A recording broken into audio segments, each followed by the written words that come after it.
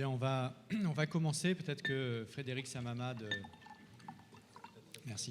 d'Amundi nous rejoindra. Donc, je suis ravi d'être là. Je suis Pascal Canfin, directeur général du WWF France. Et dans une vie antérieure, j'ai participé à l'élaboration de la COP21, de ce qu'allait devenir la COP21, lorsque la France a décidé c'était en septembre 2012, d'accueillir, de poser l'acte de candidature, d'accueillir la COP21. Et tout le monde le sait dans cette salle, nous étions tellement nombreux que nous étions tout seuls et que nous avons gagné. Ce qui prouve que ce n'était vraiment pas un chemin de pétales de rose qui nous attendait. Et au final, si cet accord a été un succès, c'est bien parce qu'un certain nombre de conditions ont été remplies au fur et à mesure du processus. Parmi ces conditions, il y a le travail qui a été mené avec les entreprises et le monde économique dans sa diversité. Et je crois que c'est un des éléments que nous allons aborder dans cette table ronde. Un autre élément, bien évidemment, ça a été l'accord géopolitique entre la Chine et les États-Unis. Sans l'accord de septembre, je crois, 2014, il n'y aurait sans doute jamais eu d'accord en décembre 2015.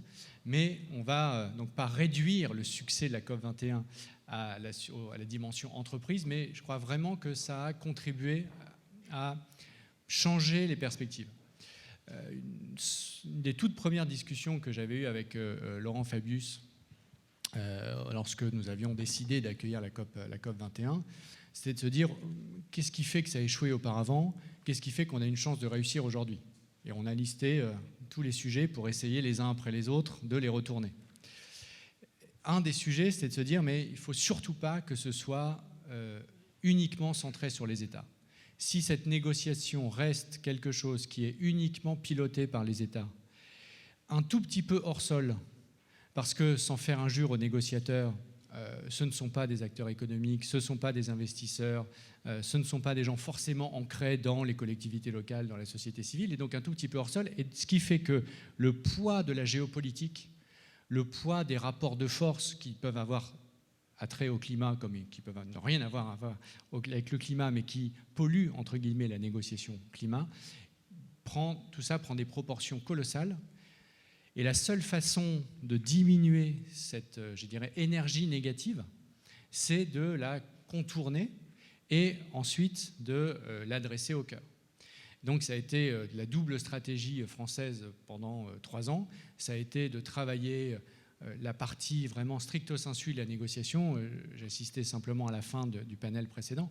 Christiana Figueres rappelait l'importance de la confiance, l'importance de pouvoir dire on s'est trompé, n'y voyez pas de mauvaises intentions, on aurait pu dû faire autrement, d'accord, et on continue. Ça, c'était vraiment le cœur de la négociation, avec les ministres, les chefs d'État, etc., et puis tout autour. Et le fait de rappeler quand même qu'il y a eu, je crois, plus de 10 000 engagements qui ont été pris à Paris, notamment par les entreprises. Et donc ce changement d'axe, ce changement de perspective a été un élément, je pense, très important dans le process puis le succès de la COP21. Et je crois que ça peut faire partie des points de discussion. Et puis ça, je dirais que c'est le passé. On est là aussi pour tirer des leçons. Ça fait partie, je crois, du titre qui est derrière nous. Mais on est là aussi pour se projeter vers l'avenir. Et donc la question est de savoir si cette énergie, si ce mécano, si ces coalitions, si ces forces institutionnelles, si ces forces de marché, tout ça, eh bien, si ça va perdurer, si de là où nos intervenants sont, et je vais les présenter dans une seconde, considèrent que c'est une bulle qui va finir par éclater, qu'au contraire c'est quelque chose qui est irréversible et qui progresse et qui voire même s'accélère. Tout ça est à discuter. Et donc je vais évidemment clore mon introduction en saluant l'arrivée de Frédéric Samama, ce qui me fera une introduction, comme ça je te mets en valeur Frédéric sur ton arrivée tardive, la chaise est là. Frédéric est dans le monde de la finance. Je vois que ton titre, sympathique, créateur de solutions de finances vertes chez Amundi. Je ne sais pas si c'est sur la fiche de poste, c'est indiqué créateur de solutions de finances vertes, mais en tout cas, j'achète l'idée. Et je pense que tu en fais effectivement partie de cette communauté de gens qui, dans le monde de la finance, cherchent des solutions, cherchent à innover. Et donc, l'idée, c'est qu'on puisse partager cette expérience et de voir ce que la COP21 a apporté à cette vision que tu avais déjà avant et comment ça permet de la transformer et de l'accélérer. Je vais continuer. Pardon. Excusez-moi. Monsieur Albert Asseraf, qui est, alors, vous avez un titre un peu plus conventionnel que celui que Frédéric Samama s'est auto-attribué sur cette table ronde, directeur de la stratégie de JC2Co. Vous nous direz aussi quel lien entre un secteur qui n'est pas parmi forcément les plus impactants en termes de CO2, vous n'avez pas encore beaucoup de centrales à charbon chez JC2Co, et néanmoins, comment vous impactez et vous êtes impacté par la COP21 et les questions climatiques. Nigel Topping, qui est directeur général de Women Business et qui est l'un des acteurs qui, je pense, est le mieux à même pour décrire les 18-24 mois de préparation de la COP, cette montée en puissance, cette construction des coalitions, et ensuite ce qui s'est passé à Paris et ce qui s'est passé surtout depuis Paris. Est-ce que cette énergie qu'on a sentie à Paris et qui était évidente, palpable, est-ce que vous l'avez retrouvée à la COP22 à Marrakech et est-ce que vous envisagez de la retrouver à l'avenir? Jean-Louis Chaussade, vous êtes président de Suez Environnement. Et là, c'est pareil, vous êtes un des acteurs qui est sans doute parmi les plus actifs sur ces sujets, les plus vocaux, y compris dans les débats publics, et c'est une très bonne chose. En quoi la COP21 a transformé votre vision des choses et en quoi ça a permis ou pas. On est là aussi pour se dire les choses entre nous. On n'est pas forcément là pour tweeter immédiatement dès qu'il y a un propos qui sortirait de la doxa. On n'est pas là pour avoir une pensée unique de tout est réglé, loin de là, mais de se poser aussi en permanence les bonnes questions pour savoir comment on reproduit ce qui a fonctionné, comment on déploie ou comment on transforme, parce que les conditions du succès d'hier ne sont pas forcément les conditions du succès de demain. Et puis le dernier intervenant, M. Edward Arkwright, qui est directeur général exécutif d'ADP. Et donc là, un opérateur qui peut être particulièrement sensible à ces sujets pour différentes raisons. On pourra revenir sur quelques accords sectoriels qui font sens en termes climatiques dans le secteur de l'aviation. On va commencer par Nigel qui va s'exprimer en anglais pour nous présenter la big picture en quelque sorte. Toi, tu travailles dans le cadre de la coalition avec des centaines d'entreprises. Qu'est-ce qui a changé? En quoi le processus de la COP21 a été différent? Quel bilan tu fais avant de te projeter dans l'avenir? Okay, thank you, Pascal, and it's great to be here, and it's a great opportunity to actually reflect, because one of the surprises after Paris was that the job wasn't finished, and in fact, one of the joys of success is that you get more work to do. So and surprisingly, 2016 has been just as busy, in some ways busier than 2015. So just a few thoughts on, I think, some of the things that have changed, some of the lessons we've learned, and some of the things that have maybe changed forever. And I think that historically it feels like we've pretended there's a clean divide between the economic realm and the political realm. And I think that myth's been completely exploded. But interestingly, still a lot of business leaders are not prepared to, I don't mean they're not willing, I mean they're not prepared, they're not trained to be politicians, to be diplomats. So it's very interesting. I think there's still quite a big silo separating business leaders from political leaders. They're two very different worlds. There was a lovely interview between President Obama and some Silicon Valley CEOs a couple of weeks ago where they were saying to him, you just need to run America more like a business. And he was like, let me explain to you why politics is not the same as business. So I think there's been this coming together of politics and business, but they are still separate worlds that require translation. I mean, one of the things which we paid real attention to in the run-up to Paris was to translate some very clear signals from business leadership about what business wanted from Paris into the very specific language of the negotiations. So Laurence was, and Christiane was talking about the distributed nature of that. You know, we actually came with 8 pieces of text with the paragraph to insert them in, which was a translation of what we were hearing from business leaders into the language of negotiators. So that shift from demanding, so you know, we need a price on carbon, which is a clear signal, but when you've spent 5 years working on paragraph 3.2, it's not very helpful. You know, so that coming together of the political and the business world, I think it's, you know, and I ask CEOs often, do you feel like a statesman or do you feel like a diplomat? And most CEOs say no, because they weren't trained to do that. When you become a Fortune 500 CEO or a CAC 40 CEO, you are, your every word and act becomes political. In a way which I think, I don't think business people have been trained to understand that, and so it's kind of a new and sometimes scary power. I think the other thing which was talked a lot about earlier was this idea of distributed leadership, and I would just add to, of course it's true that by having not just state leaders, also having business leaders and city leaders, there is more kind of political redundancy to political shocks like we're going through now. I mean, one of the things which gives me encouragement is that at the C40 summit, was it just last week? It was very recently. There's American mayors standing up and saying, whatever the federal politics, we have the tools to do it. And there are business leaders saying the same. We're committed, this is long term, we're going to... but the other aspect of distributed leadership is perhaps what I would call networked leadership. And this is kind of forging new connections between mayors and CEOs, between ministers of energy and CEOs, so that there's kind of more resilience also in the sense of appreciating the difficulties of different leadership cadres and working on alignment. I mean, one of the things, there was a lot of work behind the scenes in the run-up to Paris, not just to find all the new voices of leadership, but to work between the multilateral, the state, the business organizations to align messaging. So, alors, justement, sur la question de l'alignement et de ce qui était demandé aux entreprises pour réussir la COP21. Ce n'était pas simplement des tribunes appelant à un prix du carbone. C'est évidemment nécessaire, mais ce n'est pas suffisant. Il y a des engagements qui ont été structurés pendant 18 mois pour dire voilà quelques grands objectifs et créer une sorte de grammaire de l'engagement des entreprises. Je pense que c'est important que vous en disiez. Okay, so two things I'd say. So one of the things we realized as a group of business organizations 2 years before Paris was that we hadn't created this grammar.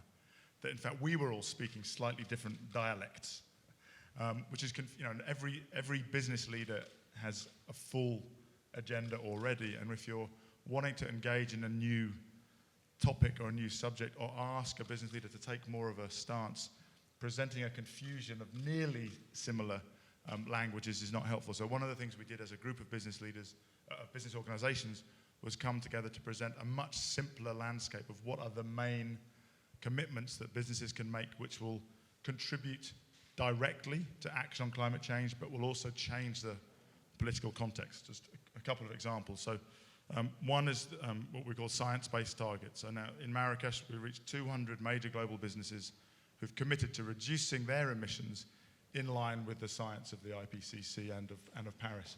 In fact, we only have 5 countries so far who've set INDCs who have that level of ambition. So that's a great message in terms of what's possible, what's doable, and in terms of politics. The other thing I think that we've learned is to go beyond the sort of incremental improvements and really, very similar to the discussion earlier about the negotiating position of knowing the end goal, being very clear about what the end goal is. So 100% renewable energy is the end goal on renewable energy. Zero deforestation is the end goal on deforestation. So businesses committing to 100% renewable energy or zero deforestation are committing to the full transition, which requires courage, and it also requires stepping into the unknown, because no one knows how they're going to do the last 10% normally when they make those commitments. So I think simplifying the landscape and clarifying what the end goal was for each of the simple asks has made it much easier to demonstrate the combined ambition and to build that at scale. Et donc aujourd'hui, si je prends l'initiative Science Based Target, il y avait 120 entreprises qui l'avaient rejointe en décembre 2015. Il y en a aujourd'hui 200. Donc l'énergie continue et la première entreprise française a vu sa cible validée la semaine dernière. Je ne sais pas si je peux la citer, je ne sais pas, c'est Kering. En tout cas, la dynamique est là. Est-ce que sur les autres objectifs, zéro déforestation, 100% renouvelable, est-ce que vous avez quelques chiffres à nous donner pour dire voilà, ça constitue en quelque sorte le cœur de l'engagement des entreprises aujourd'hui vers la réalisation des objectifs de l'accord de Paris? Yeah, so there are thousands of business commitments, but we've really focused on these ones which are the transformative ones. So I think we're just a week or two away from reaching the 500th company, and we're over 1,000 commitments. And I think it's really important to add here, though, that what we're not trying to portray as a narrative which the minister was referring to earlier, don't worry about politics, business is going to save the world. It's about this virtuous circle. So we think that once we get to about 20% of major businesses, then you've reached a tipping point when it starts to become inevitable. So I'll give you an example. In fact, the day that Paris came into force, the 4th of November, Walmart announced their science-based target. But they also announced that they're going to take a gigaton out of their supply chain. So if you're a supplier of Walmart, you're probably also looking at setting your own science-based target. So I think we're going beyond the period now of the first movers to supply chains and whole sectors. I mean, there's conversations with several sectors about the whole sector committing. So I think we'll see some of those big sectors move in the next 2 years, and some of those supply chains come fully focused on science-based targets. Merci. On pourra revenir si vous avez des questions sur ces initiatives de la coalition Women Business. Monsieur Chaussade, je vais vous passer le micro. J'ai l'impression de revenir à toutes mes toutes premières expériences, mes premiers amours de journaliste, animateur. Quand on est dirigeant, président de Suez Environnement, comment on voit, on est en 2012, 2013, 2014, comment on voit les prémices de la COP, quel rôle on pense pouvoir y jouer avant de venir à l'orgasme de décembre 2015? Moi, je pense qu'il y a une formidable évolution entre Copenhague et Paris, qui est que la prise de conscience qui devient chaque fois plus universelle de la problématique climatique. Je pense qu'au fil du temps, et ce que je dis là est y compris vrai pour nous, et je l'expliquerai, c'est la prise de conscience que le climat va être, la problématique du climat va probablement être la grande problématique du XXIe siècle. Dans mes métiers, puisque moi je ne suis pas dans l'énergie, je suis dans l'eau, je suis dans la gestion des déchets, des ressources, etc. Et moi je suis convaincu depuis un certain temps que la première manifestation qui va véritablement mettre en avant la problématique climatique, c'est l'eau. Et que dans les 10 ans, 15 ans qui viennent maintenant, l'eau, la problématique de l'eau, sa gestion, pas simplement pour l'alimentation humaine, pour l'agriculture, pour l'industrie, pour l'énergie, je pense que le climat va nous ramener très très rapidement à cette problématique de comment on va partager l'eau sur la planète. Et donc en fait, c'est ce qui nous a progressivement amené à changer notre vision de nos modèles et de nos métiers, c'est cette conscience progressive que le climat allait devenir un point absolument clé du XXIe siècle. Et donc nous sommes tout naturellement passés de Copenhague, où finalement, si je me souviens bien, puisque il y avait les gouvernements dans un coin, les entreprises dans un autre coin, et les ONG qui étaient parquées ailleurs. Personne ne parlait avec personne. Chacun dialoguait avec lui-même. Ce qui m'a beaucoup frappé dans la préparation de la COP 21 et dans son achèvement, c'est le fait que tout le monde a commencé à parler avec tout le monde. Les États ont commencé à parler avec les entreprises avec les ONG avec les villes. Il ne faut pas oublier le rôle des villes, qui, à mon avis, est absolument central dans la problématique du climat et dans les initiatives qui sont prises actuellement. Et donc, tous ces stakeholders, comme on dit, ont commencé à parler. Donc ça, c'est la première découverte. Le deuxième grand enseignement de la COP 21, en tous les cas de la préparation de la COP 21, c'est que, en ce qui concerne les entreprises, mais c'est vrai, je l'ai dit pour les villes, mais je l'ai vécu, si je puis dire, de l'intérieur pour les entreprises, c'est la nécessité qu'ont éprouvé un certain nombre d'entreprises de prendre des engagements. Et c'est la première fois. À Copenhague, les entreprises n'ont pas pris vraiment d'engagement.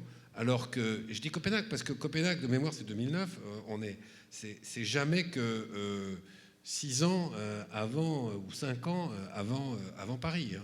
L'évolution est très très rapide. Et donc, quand on a préparé la COP, celle de Paris, la COP 21, les entreprises ont commencé à prendre des engagements. Et des engagements officiels, c'est-à-dire des engagements qu'elles vont mesurer, Alors on peut discuter ensuite de la mesure, mais qu'elles vont mesurer avec leurs propres métriques et qu'elles vont publier.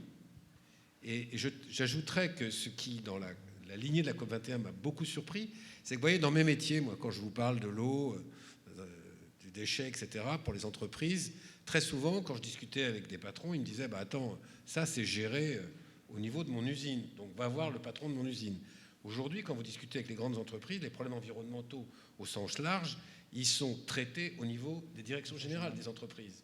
C'est-à-dire qu'elles prennent des engagements au top, qu'elles ont évidemment étudiés avec leurs équipes, et puis après, il faut mettre en musique ces engagements, et c'est un changement considérable. J'avais des chiffres, je m'arrête là, mais j'avais un chiffre. Il y a aujourd'hui plus de 2138 entreprises, donc quasiment 2200 entreprises qui ont pris des engagements climatiques et qui sont des entreprises qui viennent de 145 pays différents. Alors justement, un des enjeux, c'est d'y voir clair dans ce panorama des 2138 entreprises qui ont pris des milliers d'engagements, ce qui est la plateforme dans laquelle on laisse l'ensemble des acteurs déposer. Bon, ça, c'était une dynamique absolument décisive et nécessaire.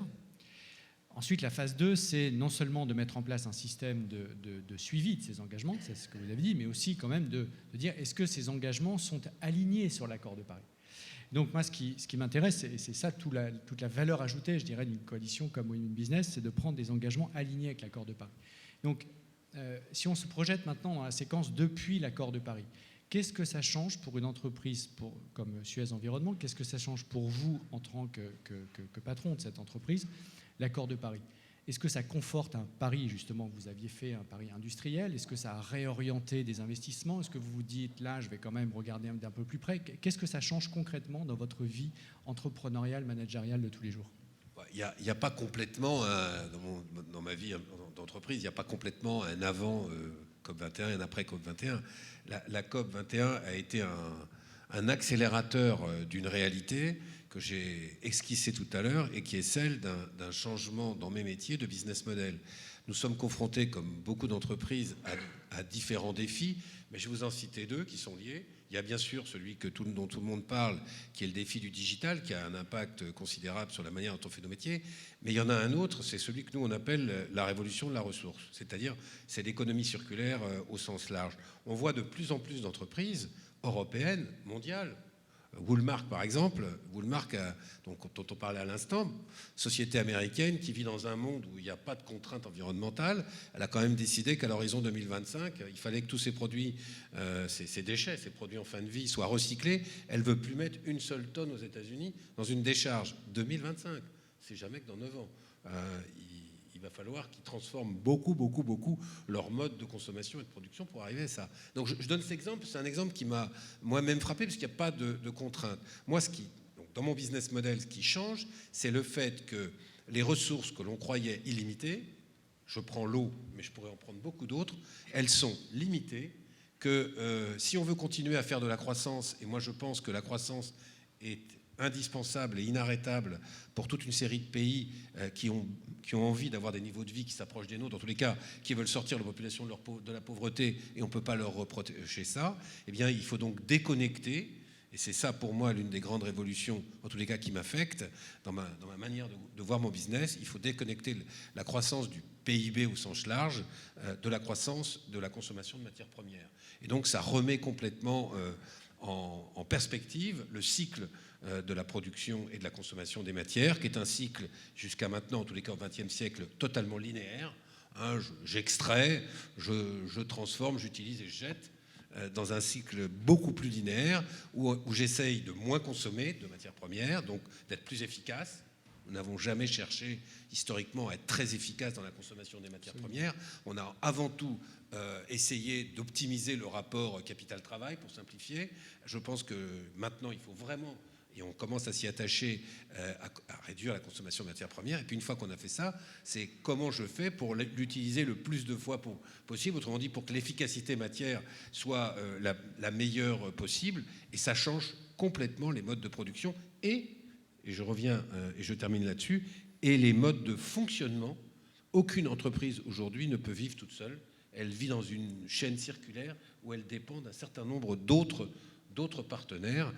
Et c'est ça qui, à mon avis, change beaucoup avec la COP 21 de l'année dernière. Je fais une toute petite incise, parce que je crois effectivement que de la même manière que le XXe siècle a été le siècle des gains de productivité du travail, c'était inimaginable au début du XXe siècle d'arriver à d'imaginer même ce que voudrait dire la productivité du travail à la fin du XXe siècle. La seule façon qu'on ait de rester dans la limite des 2 degrés, voire même en dessous, c'est de faire des gains de productivité ressources qui seront de telle ampleur. Et donc quand on dit aujourd'hui, est-ce qu'on est capable de ? La réponse est non. Mais de la même manière que si on avait dit en 1900, est-ce qu'on sera capable d'avoir de tels gains de productivité sur le travail dans le siècle, la réponse rationnelle aurait été non. Et pourtant, ça s'est fait. Donc de quoi avez-vous besoin ? Puisque on disait, ce n'est pas les entreprises seules, c'est votre dernier mot, ce n'est pas le politique qui disparaît et qui laisse le marché faire, mais en même temps, évidemment, les forces de marché sont puissantes. Donc, aujourd'hui, encore plus demain, dans les 2 prochaines années, pas du moyen terme dans lequel on ne pourrait pas se projeter, de quoi avez-vous besoin de plus de la part des différents acteurs et notamment de la part des États pour aller plus loin et faire en sorte que la COP 21 puis la COP 22 se traduisent dans des politiques nationales qui soient, encore une fois, à la hauteur. Pas seulement qui aillent dans le bon sens, mais qui soient à la hauteur. Puis, évidemment, la question du prix. Puisque une matière première, c'est quand même un cycle de prix. Voilà. Quel bilan vous faites aujourd'hui sur ce sujet ? Est-ce qu'on a des signaux économiques qui continuent de s'aligner sur les engagements de la COP21 ou est-ce qu'au contraire, vous vivez une sorte de divergence entre les deux ? C'est une question extrêmement vaste.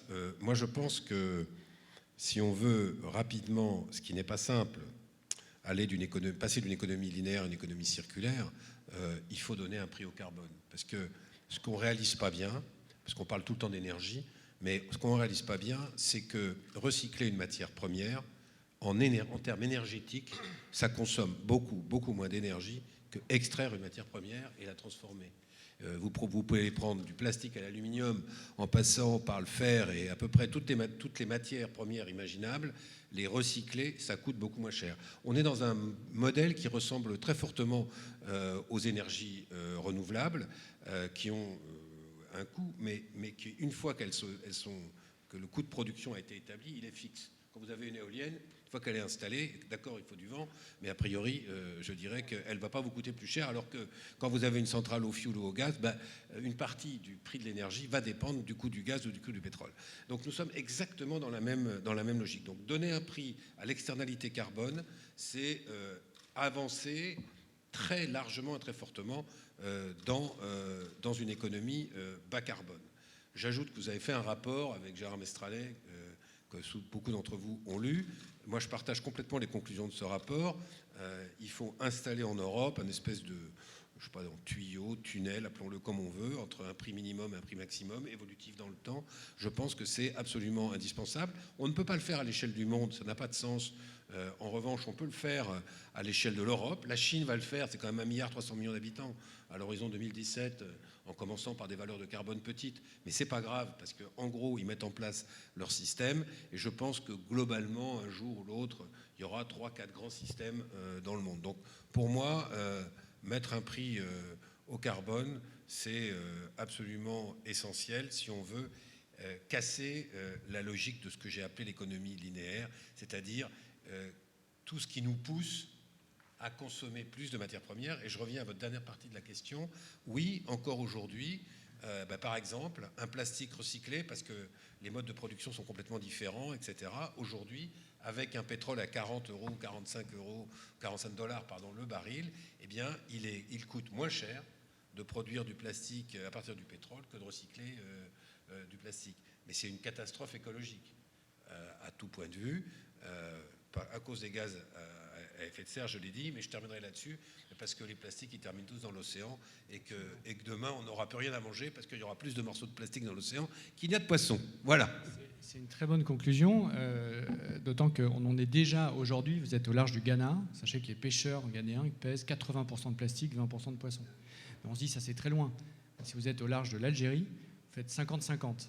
Donc on voit bien que et la Méditerranée est la mer où le contenu plastique rapporté au volume de la mer Méditerranée est le plus élevé au monde. Donc on a un vrai sujet qui n'est pas pour après-demain, mais qui est déjà pour aujourd'hui. Si vous lisez le rapport de Hélène MacArthur sur les plastiques, vous endormez plus pendant les 8 jours qui suivent. Hein. Si on continue comme ça, il y aura 5 morceaux de plastique pour 3 poissons. Enfin, je veux dire, et le pire, parce que ça c'est entre guillemets anecdotique de savoir si... Le pire, c'est que dans la chaîne alimentaire des poissons, aujourd'hui, les microplastiques entrent de plus en plus dans la chaîne alimentaire. Donc on va bientôt manger des poissons qui sont à moitié plastiques. Je ne suis pas sûr que ça soit excellent pour l'humanité. Et je termine sur un dernier sujet que vous m'avez évoqué. Moi, je crois que nous avons les technologies bas carbone. Nous les avons déjà. En tous les cas, elles ne sont pas si difficiles à développer que ça. Encore faut-il qu'il y ait, comme je l'ai dit, un incentive. Et cet incentive, c'est forcément quelque chose qui tourne autour du prix du carbone. Alors, je pose une dernière question. Vous répondez par oui ou par non. Est-ce que c'est absurde d'imaginer comme règle ou comme engagement de la part des entreprises, volontaires ou normatives, de dire nous ne mettons plus sur le marché de produits qui ne peuvent plus être recyclés là où on les met sur le marché? Parce qu'aujourd'hui, on est quand même dans une logique aberrante où on continue, le passé c'est le passé, mais on continue à concevoir des produits tout en sachant très bien qu'ils ne sont pas renouvelables. Et en ne demandant pas à ceux qui mettent ces produits sur le marché de recyclables, pas renouvelables, pardon, recyclables, tout en ne demandant rien aux entreprises qui le mettent sur le marché. Alors vous avez un vested interest dans cette affaire, et imaginez que vous en sortiez. Est-ce que vous pensez que c'est possible d'aller dans cette direction et d'en faire un des éléments de la grammaire qui va continuer à se construire au niveau international? C'est un sujet qu'on avait déjà abordé dans une de nos dernières chronique commune, et je vais vous répondre exactement la même chose. C'est que vous allez casser le thermomètre et le modèle si on fait une rupture beaucoup trop brutale. D'ailleurs, dans votre rapport, comme vous faites évoluer le prix du carbone dans le temps, ça veut dire que vous avez pensé qu'il fallait une transition. On ne passera pas d'un modèle X à un modèle Y, un modèle linéaire, un modèle circulaire, d'une économie qui consomme beaucoup d'énergie, une économie non renouvelable, une économie qui consomme uniquement de l'énergie renouvelable du jour au lendemain. Le problème, c'est de calculer le temps de la transition et surtout de prendre des politiques et de mener des politiques qui soient à peu près cohérentes dans le temps et qui durent. Et ça, c'est la relève du politique, et il faut que nos politiques acceptent de sortir de leur logique exclusivement électorale, ce qui est compliqué pour eux, qui dure 4 ans ou 5 ans. Voilà. Voire même 5 ans, voire même 4 ans et demi. Alors, on va continuer cette table ronde tout à fait paritaire, comme vous l'avez noté, mais on m'a dit que la table ronde précédente étant exclusivement féminine, ceci compense cela. Avec vous, Monsieur Arkwright, alors dites-nous en quoi la COP21 transforme votre modèle économique, sachant que c'est un modèle économique qui repose sur un certain nombre d'émissions de CO2. Bien, bonjour à tous. D'abord, la COP21, elle a changé la physionomie du Bourget pendant quelques semaines, et ça nous a déjà beaucoup occupés. Plus fondamentalement, le secteur aérien et singulièrement le secteur aéroportuaire, c'est comment sortir de l'injonction contradictoire ou paradoxale qui est si je développe le trafic, je crée plus de nuisances, mais je crée plus d'emplois. Et donc, comment faire pour développer le trafic qui crée de l'emploi et de l'activité sans avoir plus de nuisances qui créent les éléments qui font qu'on va déclencher un rejet, indépendamment du fait que nous allons laisser une planète qui sera dans un état pire. De ce point de vue-là, les aéroports, et singulièrement aéroports de Paris, sont quand même très engagés dans le secteur, sont peut-être plutôt les plus moteurs du secteur, peut-être parce que nous sommes confrontés plus que les avionneurs ou plus que les compagnies aériennes à la discussion directe avec nos riverains. Et donc je pense que ce qui est assez intéressant, ce qu'on a vu comme je fais le lien avec le début du propos de mon voisin, ce qui était intéressant dans la COP21, c'est que ce que nous vivons tous les jours, qui est qu'on est obligé de faire dialoguer le riverain, l'État puissance publique et le gestionnaire d'infrastructure et les clients, et si on ne les fait pas dialoguer tous les jours, eh ben, il y aura un jour où on voudra rénover une piste, on ne pourra pas le faire. Il y aura un jour où on voudra faire voler des avions la nuit, on ne pourra pas le faire. Il y aura un jour où on voudra des emplois, mais on n'aura pas les gens qui ont la qualification pour. Ce dialogue-là, qui est notre quotidien, il s'est hissé, et je trouve qu'il s'est hissé à un niveau qui est pertinent du point de vue des enjeux qu'on a développés. Et l'accélération pour nous, Ça a été pas seulement de formaliser des engagements.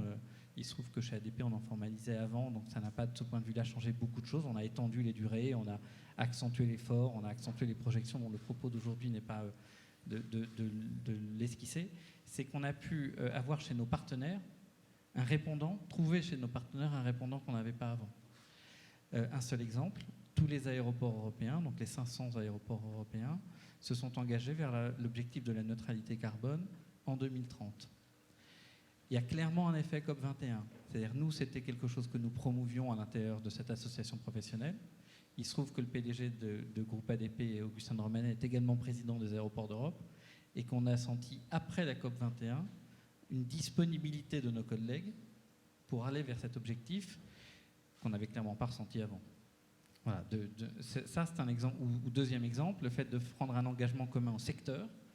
La COP21 était le seul moment où on a réussi à mettre autour de la même place des avionneurs des compagnies d'un aéroport, en l'occurrence le GIFAS, qui est l'association professionnelle de l'aéronautique française, Air France, qui est notre plus grande compagnie et client, et ADP, et à faire prendre des objectifs communs à un secteur et pas seulement à chacun des acteurs du dit secteur, a été quelque chose d'intéressant. Voilà, deux exemples très concrets, peut-être une accélération dynamique. L'engagement des 500 aéroports européens date de quand? Il date du printemps dernier. Donc après la COP21. Après la COP. Donc c'est intéressant parce qu'on a souvent l'impression qu'il y a une sorte de course pour prendre des engagements avant et pendant la COP21, puis après un stop. Là, vous avez pris l'engagement après, donc c'est aussi lié à la dynamique de la COP21. Donc ça, c'est un engagement pris de neutralité carbone, je dirais, des aéroports eux-mêmes. Donc il y a quelque chose d'autre qui s'est passé dans le secteur aérien et qui est très intéressant à analyser, c'est l'accord de l'OACI, qui date de septembre, je crois, si ma mémoire est bonne, à Montréal. Est-ce que vous pouvez nous en dire un mot? Je pense que tout le monde voit à peu près de quoi on parle dans la salle, peut-être repréciser l'engagement qui a été pris, et puis de nous dire si ça va impacter et comment vous voyez la mise en œuvre pour le secteur de cette croissance neutre en carbone après 2020. Bon, l'accord de l'OACI, c'est des compagnies, donc nous sommes dans le domaine des compagnies aériennes, c'est très important.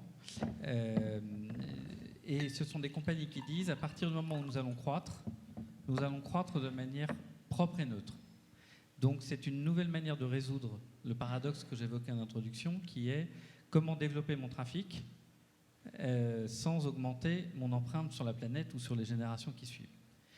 L'accord, il est le fruit d'une saine tension entre des engagements qui pouvaient être pris par chacune des compagnies, et un petit peu un côté où je me regarde et je regarde ce que fait l'autre, et puis une menace de réglementation, pour dire les choses franchement, ou de fiscalité carbone propre à un secteur dans lequel des grands acteurs des compagnies aériennes considéraient que la menace était trop forte.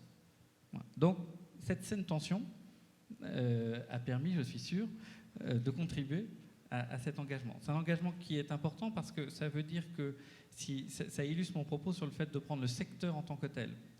Si on prend ce que font des grands avionneurs, Boeing, Airbus, tous leurs sous-traitants, qui sont aujourd'hui confrontés à des changements technologiques majeurs, et là, en gros, dans l'aérien, on traque le poids.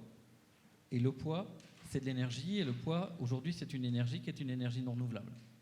Donc on va traquer le poids, et puis on va chercher des modes de propulsion autres que ceux qui utilisent des énergies fossiles. On va commencer par les modes de propulsion au sol, on va s'occuper de tout ce qui n'est pas critique pour les moteurs à l'intérieur de l'avion, puis on va progressivement, un jour, se rapprocher du point critique qui est le moteur de l'avion.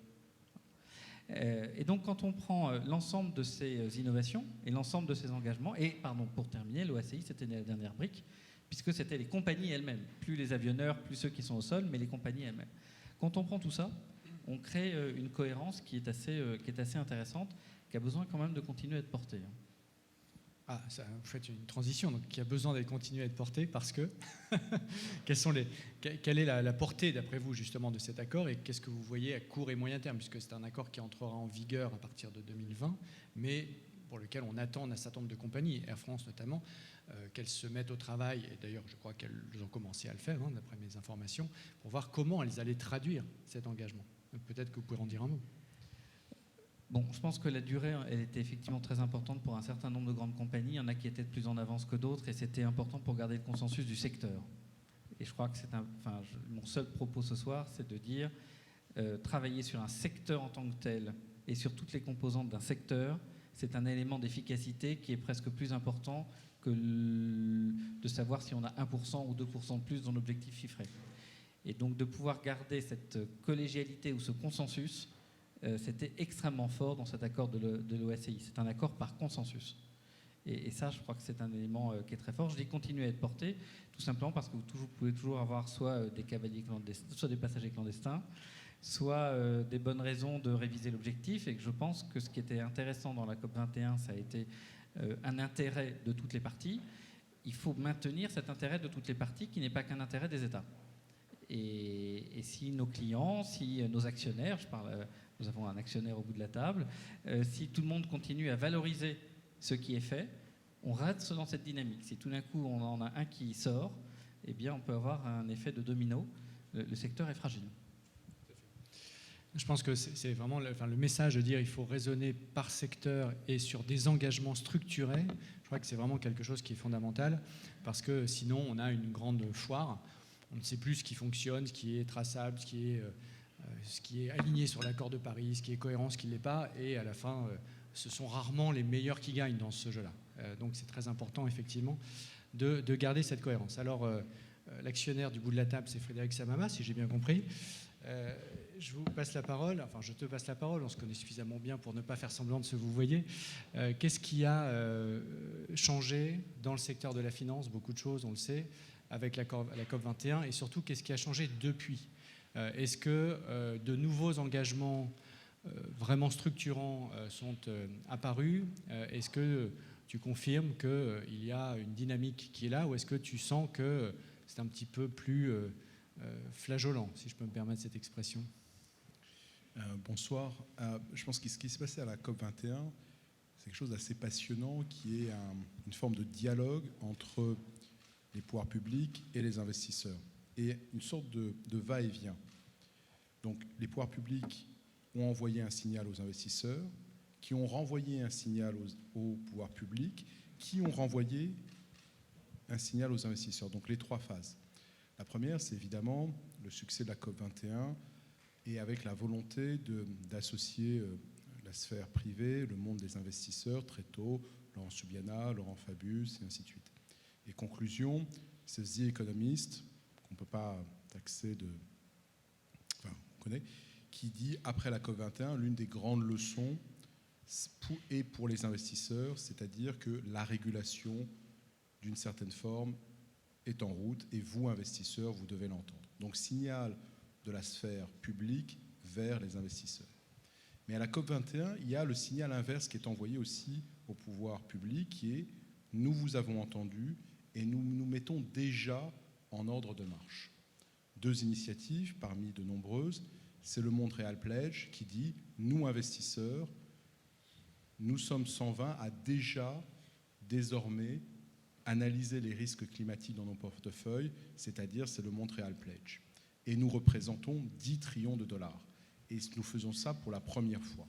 Le nous étant un CalPERS aux États-Unis, un PGGM en Hollande, des FRR, des RAF, des caisses de dépôt à Paris. Deuxième initiative, la Portfolio Decarbonization Coalition, qui dit nous allons même un cran plus loin, c'est que nous, et là nous sommes 3,2 trillions, toujours FRR, ERAF, AP4, et ainsi de suite, nous prenons engagement d'aligner nos portefeuilles avec une économie low carbone, et ce à hauteur de 20% de nos actifs, c'est-à-dire 600 milliards. Donc tout d'un coup, il y a le pouvoir public qui envoie le signal aux investisseurs, nous nous organisons pour réguler de manière X ou Y la question climat, et les investisseurs disent, ça y est, nous prenons ça en compte, nous commençons à prendre en compte ce phénomène dans nos portefeuilles. Mais le troisième élément, et peut-être le plus passionnant, c'est qu'à ce moment-là, les pouvoirs publics disent « très bien, cette mobilisation qui est naissante, je vais l'accélérer ». Et c'est l'article 173 de la loi sur la transition énergétique, que vous connaissez tous, mais qui dit en gros « vous, investisseurs français, vous devez donner votre empreinte ESG, vous devez donner votre empreinte carbone et vous devez dire comment vous alignez vos portefeuilles avec une économie bas carbone. Donc tout d'un coup, ce qui était des initiatives privées, sous l'impulsion des pouvoirs publics, s'accélère. Et cette accélération, vraiment cet article 173 a un pouvoir je veux dire, absolument colossal, parce que ça concerne non seulement les acteurs français, asset owners et asset managers, mais c'est aussi tous les providers à travers la planète qui travaillent pour les investisseurs français. C'est-à-dire que si vous êtes, par exemple, un asset manager à Boston ou à New York, pour citer quelques-uns, sans donner leur nom, tout d'un coup, vous avez des clients français et vous devez de faire ce travail d'analyse. Et ce travail d'analyse, vous n'avez évidemment pas le confiner aux clients français, vous allez l'offrir à tous les autres. Deuxième chose, c'est que ça a servi d'exemple pour l'ensemble de la planète. Et nous avons le deuxième pays qui est la Chine, qui dit très clairement que 85% des ressources nécessaires pour combattre le réchauffement climatique devront venir des marchés de capitaux, devront venir des investisseurs. Et uniquement 15% pourront venir de ressources fiscales. Donc la Chine, au-delà de la mise en place de systèmes de cap and trade et autres, travaille activement à la mobilisation de ces investisseurs.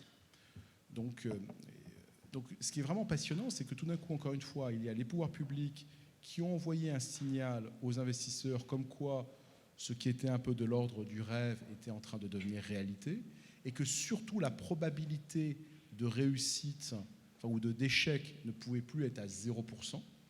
Et donc tout investisseur de long terme devait intégrer dans sa gestion de portefeuille la possibilité d'une régulation climat. Les investisseurs ont entendu, ont envoyé un signal au pouvoir public qui, encore une fois, en retour, disent nous accélérons cette mobilisation. Donc il y a une forme de dialectique qui est en train de se mettre en place et qui donc est extraordinairement puissante.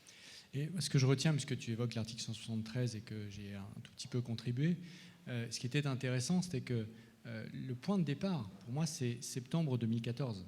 Dans ton phasage, le premier message, au fond, vient quand même de l'industrie financière. Septembre 2014, c'est la grande messe climat avec la marche climat dans les rues de New York et des engagements du secteur financier, dont les vôtres, qui me permettent de dire, je fais en toute modestie, nous sommes entre nous, qui me permettent de dire à Michel Sapin, par exemple, mais puisque certains acteurs privés vont le faire, pourquoi d'autres, diables, ne pourraient pas le faire? Et à ce moment-là, on change d'échelle. C'est-à-dire que le leadership de certains dans un secteur permet de tirer une ligne qui ramène tout le monde et qui devient l'article 173. Tout ça en un an. C'est quand même une belle performance. Alors tout à fait. En réalité, là, j'ai un tout petit peu scénarisé en disant que c'était A plus B puis C. Il y a une sorte d'aller-retour permanent. Il y a en effet cette année 2014 qui est un point charnière. Par exemple, il y a un article de presse de Martin Wolf du 17 juin 2014 qui conduira les dirigeants du FRR à agir. Cet article dit: est-ce que vous, investisseurs de long terme, vous pouvez vraiment être certain à 100% que les pouvoirs publics ne vont jamais se mettre d'accord sur la question climatique? C'est ce qui actuellement est pricé. Si vous pensez qu'il y a une probabilité même de 5, 10, 15, 20% qu'il y aura une forme de régulation, dans ce cas-là, vous avez des risques qui sont mal pricés. Et donc là, tout d'un coup, vous avez un message qui est très économique, qui commence à être entendu par les investisseurs. Et en effet, les investisseurs se disent, bon, est-ce que c'est pas de ma responsabilité fiduciaire, en effet, de gérer ces risques long terme? Et il y a en effet du leadership personnel qui rentre en jeu, des fonds de pension suédois comme AP4, des fonds de pension français comme FRR et RAF, mais qui entendent aussi que l'État français est en train de prendre cette COP21 sérieusement et de la déplacer de quelque chose qui est très idéologique à quelque chose qui est très opérationnel, pragmatique. Et donc ils se disent, c'est notre métier d'anticiper. Ensuite, il y a de l'innovation financière qui vient. Donc c'est les indices low carbone, c'est les obligations vertes et ainsi de suite. Mais ce que je veux dire, c'est qu'il y a une sorte comme ça de va-et-vient entre le privé et le public qui est une sorte d'escalade positive et de renforcement mutuel. Et en effet, tout d'un coup, le privé entend le signal, qui donne confiance au public pour dire allons un cran plus loin. Et le public, entendant ça, se dit je dois continuer à explorer, ainsi de suite. Donc c'est un exemple très réussi de convergence positive vers le haut. Alors, dans quelques jours, donc ça c'était jusqu'à la COP 21. Depuis la COP 21, il y a une task force qui a été lancée, initiée, coprésidée par Mark Carney, le gouverneur de la Banque d'Angleterre, et Michael Bloomberg, qui doit rendre ses conclusions la semaine prochaine, sans dévoiler de choses. Mais quand même, qu'est-ce que tu peux nous en dire et ce à quoi on doit s'attendre? Est-ce que le secteur financier, c'est-à-dire que ces innovations qui ont eu lieu depuis 18-24 mois, est-ce qu'on peut s'attendre, est-ce que quand Amundi parle à ses clients, et c'est ce qu'il dit, à une généralisation, ou en tout cas à une extension via le G20 d'un certain nombre de dispositifs qui existent en France ou dans quelques autres pays? Alors, sans donner d'abord, je ne les connais pas, tout simplement, les secrets du rapport Bloomberg. Ce qui est intéressant, c'est qu'il y avait deux approches qui ont tout d'un coup été mises sur la table. Une approche française et l'approche dite, on va dire, Bloomberg. L'approche française a été très pragmatique et, j'allais dire, humble. Et l'approche américaine a été un peu plus normative. Et les deux sont, d'une certaine manière, un peu en train de converger. L'approche française a été de dire, sur cette question de risque climatique, on ne sait pas encore. C'est encore work in progress. Il y a 5 ans, on ne connaissait pas les stranded assets, et ainsi de suite. Et donc, plutôt que d'établir des normes, on va créer une sorte de système brownien où tout le monde va devoir venir avec des idées. Et ce système va durer 2 ans. Et au bout de 2 ans, on verra ce qu'il advient.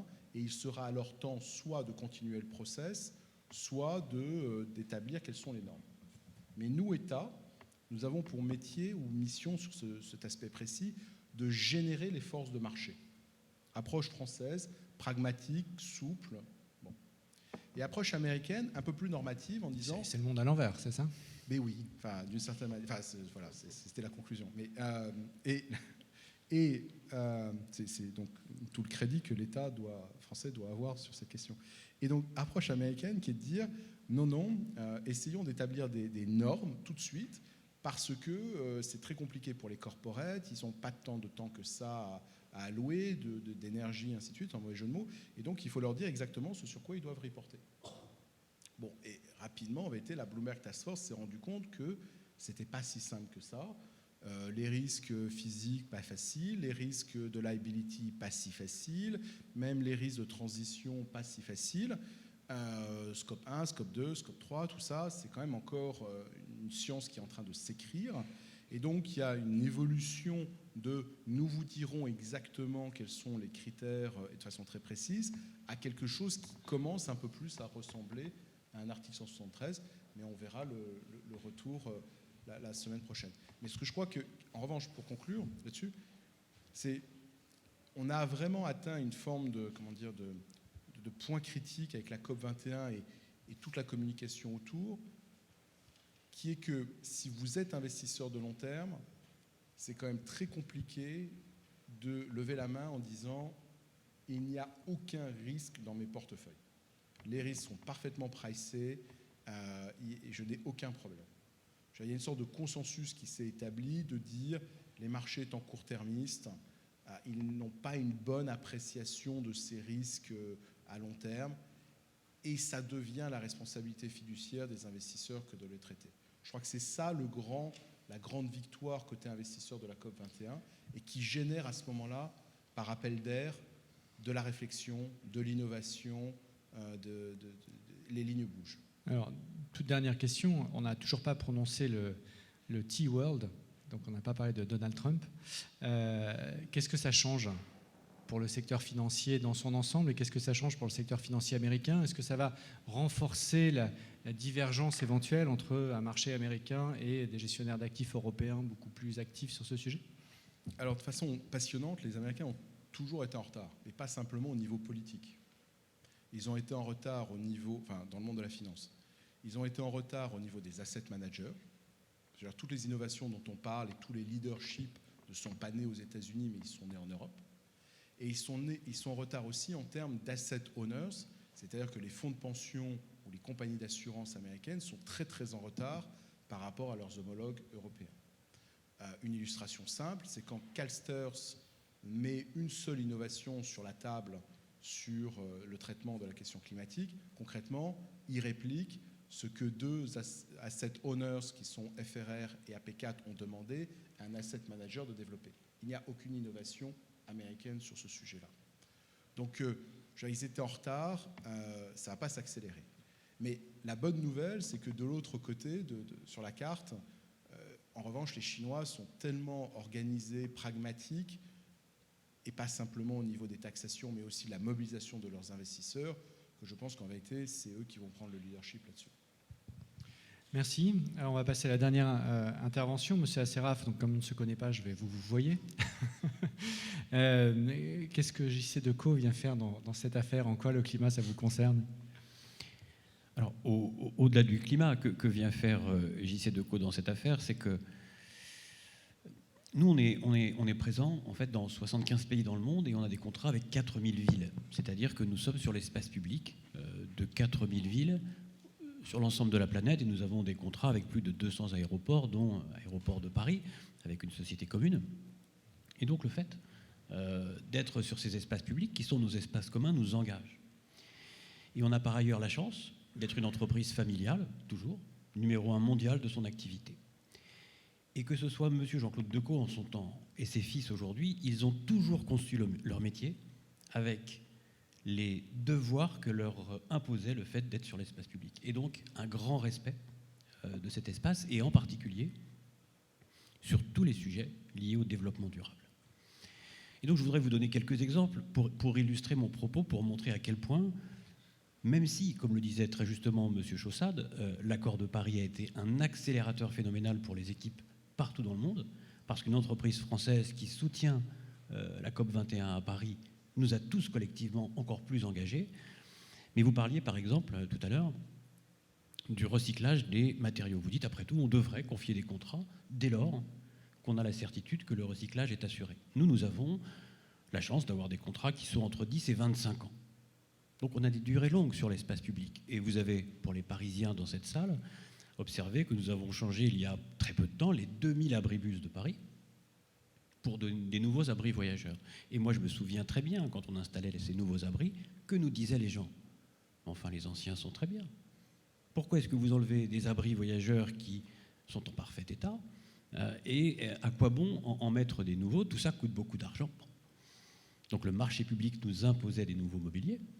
Donc nous avons répondu dans les conditions du marché public, mais je peux vous garantir que les 2000 abribus qui ont été retirés de l'espace public de Paris ont été installés ailleurs. C'est-à-dire qu'aucun d'entre eux n'a été détruit, recyclé. Ils sont installés pour 10 ou 15 ans ailleurs. Donc nous concevons nos mobiliers avec cet esprit. Il y a un sujet, par exemple, où on a un peu moins réussi, mais à peine, c'est à la marge, c'est les Vélib que vous connaissez à Paris. Là aussi, quand on a conçu Vélib, on s'est dit comment faire en sorte que 100% de ce vélo, le moment venu, soit recyclable. Il y a un tout petit aspect, ce qui fait qu'on recycle à 99,8%, c'est qu'il y a une lumière dans le vélo qu'on ne sait pas recycler en tant que tel. Bon, la technologie n'existe pas, mais nous avons toujours conçu notre métier avec cette perspective de se dire comment fait-on pour respecter au mieux l'environnement, et ça vaut pour l'éclairage, parce que vous me disiez tout à l'heure, à juste titre, vous n'avez pas d'usine à charbon. Bon, heureusement. Mais en revanche, nous avons des équipes sur le terrain qui tous les jours vont afficher avec quel type de papier, avec quel type de véhicule, comment recycle-t-on des milliers, quand je dis des milliers, des centaines de milliers d'affiches toutes les semaines qui vont être poussées par des centaines de milliers d'autres. Bon bref, tout ça, ce sont des sujets majeurs, et Virginie Gatin, qui est dans cette salle, et qui pilote au niveau mondial la responsabilité de l'entreprise, prend des initiatives tous les jours sur ces sujets pour qu'on accélère ce phénomène autant que possible dans l'entreprise. Donc, que vient faire JCDecaux dans cette affaire? Nous nous sentons cette responsabilité de contribuer à notre modeste place à l'amélioration des conditions environnementales sur la planète. Le modèle que vous avez développé, initié avec Vélib, vous le dupliquez ailleurs? Alors oui, Vélib ou son équivalent est dans 13 pays dans le monde. Bien sûr. Dans 13 pays dans le monde. 13 pays. Un des sujets dont on n'a pas parlé aujourd'hui, jusqu'à présent, c'est les questions de santé. Or, les sujets climat, dans certains pays, je pense à la Chine, que Frédéric Samama a cité, l'entrée principale, c'est moins le climat que la santé. avec les pollutions, charbon et trafic automobile. Et on vient d'en vivre un épisode encore en France. Comment vous imaginez le développement de ce nouveau service que vous avez contribué largement à inventer et de ce nouveau modèle économique en lien avec la COP21? C'est-à-dire que ce que vous vous dites, les problématiques environnementales qui touchent au climat de près ou de loin, ça crée des nouvelles opportunités comme un groupe comme le vôtre et au-delà du Vélib et de son déploiement.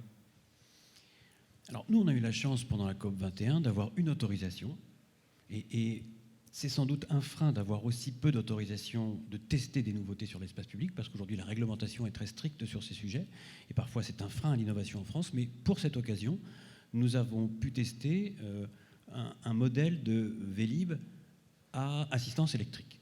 Pour se dire, aujourd'hui à Paris, on a 300 000 abonnés, c'est-à-dire pratiquement un Parisien sur 8 est abonné au service. Comment faire pour essayer d'en abonner pratiquement 1 sur 6 ou 1 sur 5? Et peut-être qu'un modèle à assistance électrique permettrait d'aller encore plus loin. L'Organisation mondiale de la santé a par exemple précisé que chaque kilomètre parcouru à vélo fait économiser plus d'1 euro sur les dépenses de santé. Quand on sait qu'il y a 120 000 locations par jour de 2 km en moyenne, ça veut dire 240 000 pratiquement kilomètres parcourus chaque jour. Et donc je vous laisse calculer l'équivalent en termes d'économie sur les dépenses de santé. Et donc ce vélo à assistance électrique, nous le pensons, va permettre de rendre encore plus vertueux ce nouveau mode de transport qui montre que 56% des gens qui aujourd'hui utilisent ce vélo utilisent moins leur voiture. C'est leur déclaratif. Et donc c'est très intéressant parce que quand vous dites finalement, est-ce que vous pouvez agir sur le carbone? Bah oui, quand on utilise moins sa voiture, quand on est seul et qu'on prend un vélo, c'est un succès collectif. Et de ce point de vue, je pense qu'ici, on en est tous conscients. Donc évidemment, ça a été une opportunité pour nous de pouvoir le tester auprès de 500 utilisateurs à Paris, sur le parvis de l'Hôtel de Ville. Et donc, à chaque fois, on essaie d'aller un cran plus loin dans les initiatives qui vont permettre une mobilité plus durable, une mobilité plus douce partout où on le peut dans le monde. Et donc, nos ingénieurs innovent en permanence sur ce type d'activité. Et donc, le Vélib électrique, c'est pour quand? Il faut d'abord remporter le marché qui est en cours, puisque, hélas, Vélib a commencé en 2007 pour 10 ans. C'était un contrat de 10 ans, un contrat court. Donc, 2017, Vélib arrive à son terme, ce qui veut dire qu'il y a une procédure d'appel d'offres en cours. La première étape, c'est d'être le plus innovant possible pour le remporter et pour avoir la chance de développer un nouveau concept. Merci.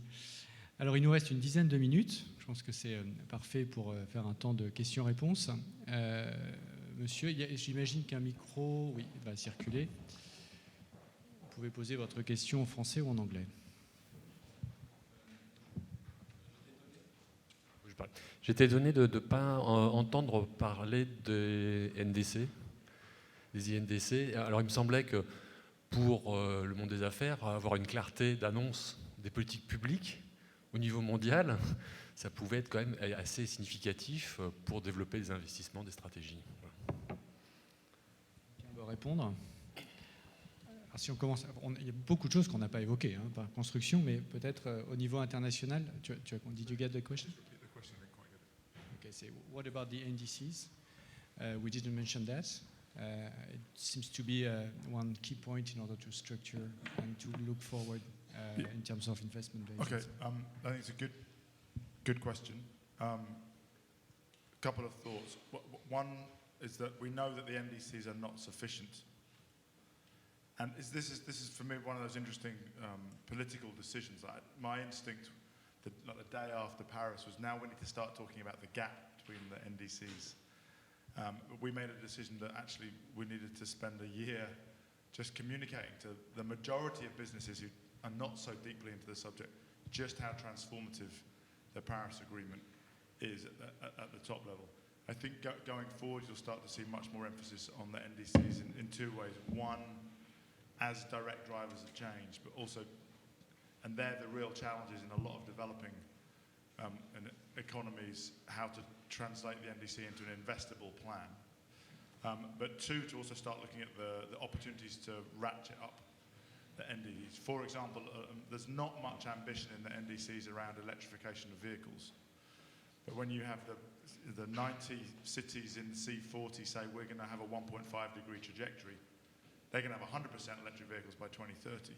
But most of the NDCs follow the IEA, who are saying maybe 2050, 2060, so far in the future. So I think that you'll start to see more focus on NDCs next year. Certainly we'll be focusing more on them in the major economies, but in particular what the major opportunities are to improve them, because the stock take in 2018 is only just very close around the corner, and then the chance to ratchet up those NDCs will be in 2020.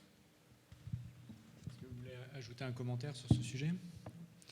Je pense qu'effectivement, en tout cas, le poids des collectivités, des villes est fondamental, et on le voit sur la santé aussi. Nombreuses régulations vont arriver de manière bottom-up par une agrégation des villes. Et donc, c'est toute la vision qui consiste à dire, dans un monde urbanisé à 50-60% au niveau mondial et à 80% dans les pays de l'OCDE, les métropoles monde sont des lieux qui, si elles s'agrègent, produisent des réglementations tout aussi puissantes, voire même plus puissantes que les États, et de manière finalement plus facile, parce que moins contraintes par les jeux géopolitiques, etc. Et je pense que s'il y a un sujet sur lequel cette vision-là est en train de se déployer, c'est, sans faire de publicité, mais le C40 est exactement le lieu qui essaye de faire ça. Anne Hidalgo le préside pendant 3 ans, mais c'était vrai avant aussi. C'est sur les questions environnement, avec les enjeux de santé et les enjeux climatiques.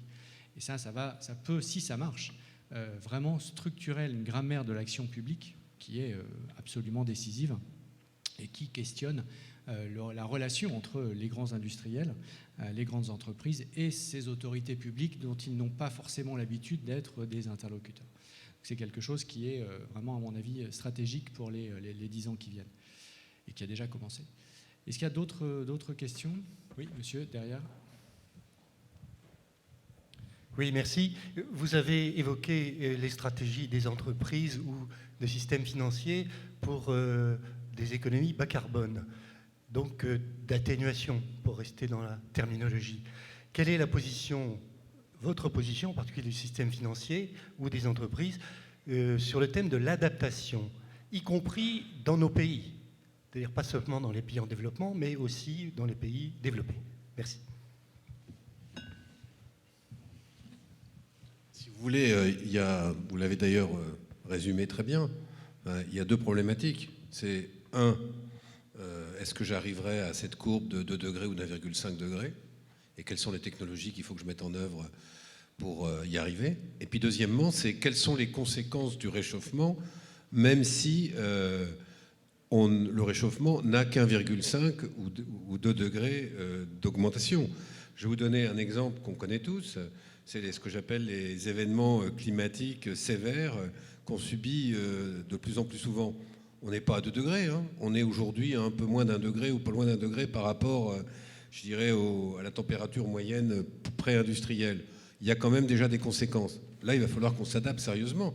Et ça suppose par exemple des systèmes, nous chez Suez on développe des systèmes en temps réel qui permettent effectivement d'atténuer les effets de ce type de comportement. Donc oui, vous avez raison, il faut à la fois développer des technologies qui permettent d'être dans la trajectoire, c'est ce qu'on vient de dire longuement, mais en même temps il faut développer des outils et des savoir-faire pour s'adapter à une réalité qui sera celle du 1,5 ou 2 degrés que nous aurons de toute façon à la fin de ce siècle. Les deux sont complètement complémentaires. D'ailleurs, on en a pas mal parlé quand on était à Marrakech, où il y a toute une série de problématiques. Par exemple, le réchauffement climatique sur l'Afrique va avoir des conséquences considérables qu'il faut prendre en compte dès maintenant, en termes d'évolution de la population, en termes de migration, etc., en termes d'eau, en termes de ressources diverses et variées. Donc les deux sont absolument essentiels, et pour une entreprise comme la nôtre, les deux sont complètement, j'allais dire, étudiés en même temps, car toutes deux nécessaires. Pardon, je reprends le micro. Yeah, I think this is an important question. I would say that the discourse has been dominated by mitigation. Now, and there is language around adaptation in Paris, and that was one of the things which enabled it to be an agreement which had something for everybody. I do think that we're starting to see more emphasis on adaptation in the business community now. I mean, the recommendations from the task force, in many ways, it's all about adaptation for businesses because they're adapting to changing regulations, changing consumer expectations, changing staff expectations. So it's a lot of it's about the risks and opportunities of adaptation. I know that's a slightly different sense. And the good news is there's lots of great information already out there through the over 5,000 companies who are disclosing information on that through CDP. So there's a good basis. In our work, we've I would say up to Paris, we were very focused on mitigation. Now we've started to broaden out to look at mitigation. So we've now included in that framework of commitments, that grammar of commitments, one on water in particular, which we always said at CDP that if climate change is the shark, then water is the teeth. So it really is the first thing that will bite. So I think that's an ongoing process. In some ways, it's much more difficult because the mitigation they're quite easy to measure. Some of the risks around adaptation are much harder to measure, but I think that we'll see a lot more work on that in the next couple of years from the business sector. Est-ce qu'il y a on a encore le temps pour une question? Donc si ce n'est pas la vôtre, ce sera la mienne. Allez-y. Attendez le micro. Merci beaucoup. Peut-être pour revenir à la question du changement d'administration aux États-Unis, on a eu un élément de réponse. Mais plus généralement, pour les membres du panel, quels sont les risques et quelles sont les chances de s'adapter ou en tous les cas de survivre? D'autant que, je sais pas, vous êtes présent aux États-Unis dans le groupe ou pas? Est-ce que vous avez signé l'appel des 360 entreprises? Est-ce que l'un d'entre vous l'a signé ou pas? Non? Bon, c'est pas grave, ça fera 364, on va dire. Oui, ça reste ouvert, très bien. Donc, cet appel a été quand même un grand moment de la COP22. Et finalement, la COP22, qu'est-ce que ça a été? Ça a été le premier test de résistance du monde à l'effet de l'élection de Donald Trump, en disant ça devait être autre chose, tel que les sondages le prévoyaient. Ça s'est passé comme ça, et finalement, il y avait deux options possibles. La première option, c'était que d'autres pays, d'autres chefs d'État et de gouvernement venant à Marrakech, ou ne venant pas, disent puisque c'est comme ça, moi aussi je me retire du jeu. Et ça ne s'est pas produit. Donc du point de vue des États, je trouve que le test de résistance a été réussi. Mais ce qui a été le plus spectaculaire encore, c'est l'appel des entreprises. Et donc ce serait intéressant de voir effectivement ce que ça change pour vous et quelles sont vos projections. Alors moi, je vais faire une réponse beaucoup plus microéconomique. Ça change.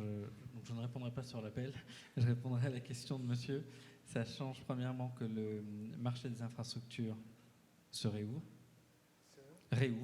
Et donc le renouvellement des infrastructures américaines se réouvre est un sujet, en tout cas dans le secteur aérien et aéroportuaire, un vrai sujet, puisque ces infrastructures sont dans un piètre état. Et deuxièmement, ça va peut-être permettre à un certain nombre d'acteurs, en tout cas c'est l'ambition d'ADP, de le faire en y incluant des solutions de type efficacité opérationnelle, empreinte carbone, etc., qui sont des solutions qui ne sont pas forcément aussi bien maîtrisées par des acteurs locaux et qui peuvent permettre du coup d'offrir à la fois pour nos entreprises des sources de développement et peut-être une utilité collective supplémentaire.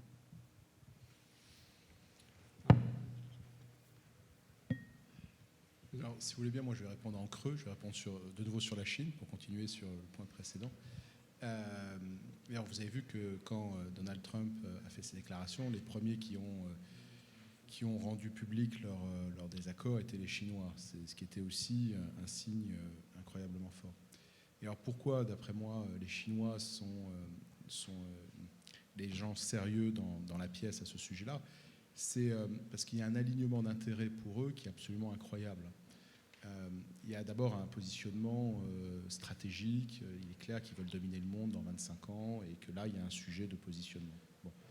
La seconde chose, c'est qu'ils disent très clairement, et notamment dans les discours de Xi Jinping qui sont désormais traduits en anglais, il dit très clairement que le business model de la planète n'est pas adapté. Ça ne marche pas. Donc exactement ce que vous dites, mais lui, il le dit clairement, pas autant qu'homme politique, j'allais dire, pardon, pas vous, mais c'est repris au niveau d'un homme politique, vous m'avez compris. Et il dit, voilà, c'est juste, il n'y a pas à réfléchir à un plan B, c'est qu'il n'y a pas assez de ressources pour la croissance chinoise. Troisième chose, il dit, cette invention de ce nouveau business model, c'est notre responsabilité devant l'humanité. Combien de chefs d'État a-t-on entendu tenir un tel discours? Dire, nous avons une responsabilité devant l'humanité réellement d'inventer un nouveau mode de vie. Quatrième chose, pour la Chine, il y a un immense sujet de bascule d'un système industriel classique vers des services. Et nous savons tous que le climat correspond aussi à cette bascule.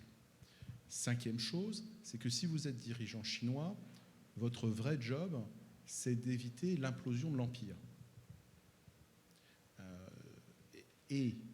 Comme disait Pascal, une des raisons d'avoir des troubles chinois, c'est d'avoir des gens qui protestent du fait de la pollution et ainsi de suite. Donc tout d'un coup, vous êtes dirigeant chinois, la question climat est en train de checker toutes les boxes. Et donc vous mettez en place, parce que c'est un genre très pragmatique, toutes les possibilités, enfin toutes les politiques pour traiter ou pour mettre en musique cette volonté. Donc vous mettez en place le plus grand système de cap and trade au monde, testé dans cette région et qui va passer à un niveau national l'année prochaine. Vous êtes le plus grand investisseur vert, vous mobilisez vos capital markets, et ainsi de suite, et ainsi de suite.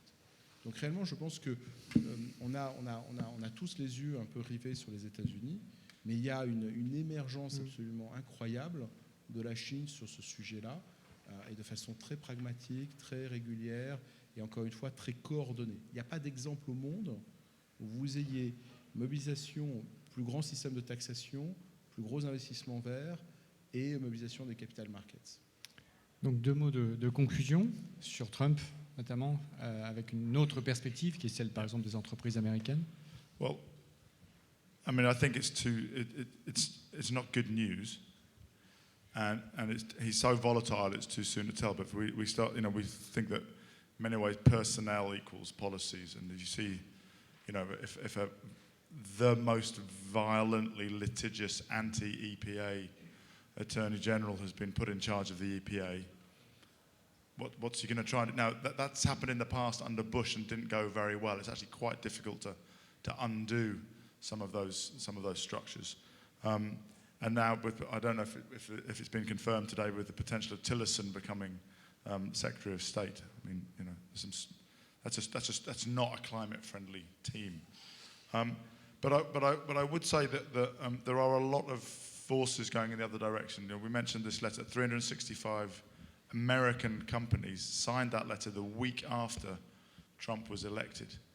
Now, our experience has been that American companies in the run-up to Paris were more wary than in many other countries of making public commitments. There's a lot of quite nasty politics in America. When companies take a position on one thing, they're worried about their number 1, 2, and 3 things being attacked. So if it's not their number 1, 2, and 3, they'll stay quiet. And so for many companies, this is not 1, 2, or 3.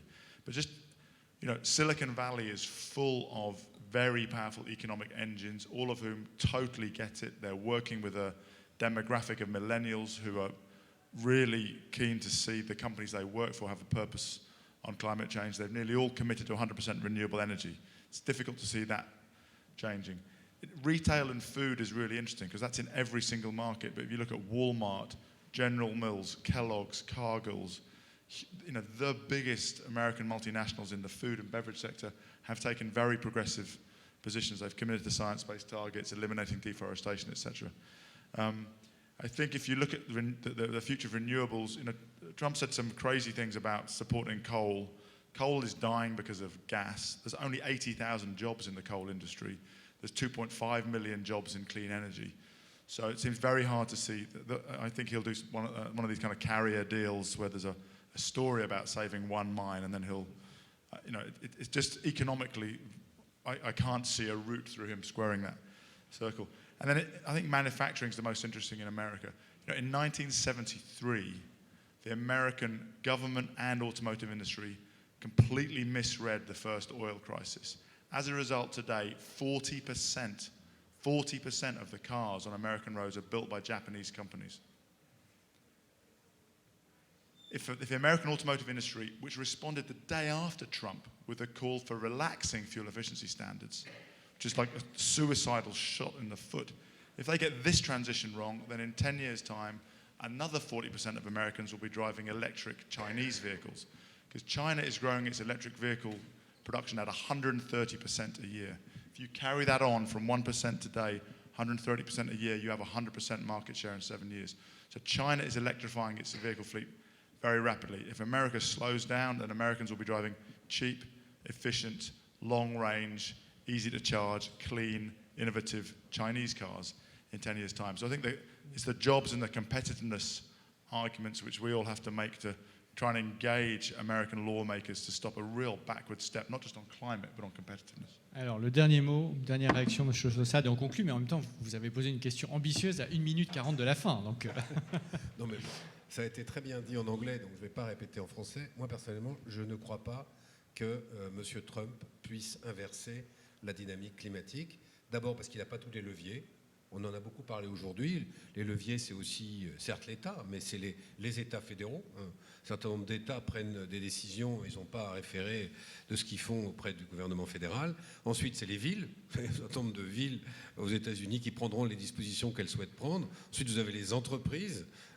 Vous avez donc toute une série d'acteurs qui, aux États-Unis aussi, sont extrêmement dynamiques dans le sens d'aller vers des dispositions beaucoup plus, j'allais dire, friendly vis-à-vis du climat. Donc je ne crois pas, ça c'est ma conviction depuis le premier jour, je ne crois pas que M. Trump puisse changer la dynamique actuelle.